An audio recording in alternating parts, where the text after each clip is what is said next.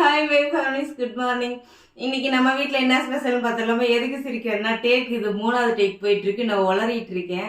வாங்க இன்னைக்கு நம்ம வீட்டில் என்ன ஸ்பெஷல்னு பார்த்துடலாம். சோயா போட்டு நம்ம சேல் பண்ணுற சில்லி மசாலா, சில்லி பொரிச்சிருக்க கொஞ்சம் கருவேப்பிலை போட்டு நல்லா வாசமாக நல்லா டேஸ்ட்டாக இருக்கும். இந்த பக்கம் பார்த்தீங்கன்னா கோதுமை ரவையும் பாசி பயிரும் போட்டு கேசரி பண்ணியிருக்கேன். கம்மனி இருப்பாப்பா. பொங்கல் பண்ணியிருக்கேன். முந்திரியெல்லாம் போட்டு மஞ்சள் தூள் போடாமல் பொங்கல் பண்ணியிருக்கேன். இதோட ரெசிபி எடுத்துகிட்டு நான் உங்களுக்கு ஷேர் பண்ணுறேன். இந்த பக்கம் பார்த்தீங்கன்னா சோயா பீன்ஸில் ஃப்ரைட் ரைஸ் பண்ணியிருக்கேன். நம்ம ரெஸ்டாரண்ட்டில் சாப்பிட்டோன்னே இந்த கலர்ஸில் வரும்.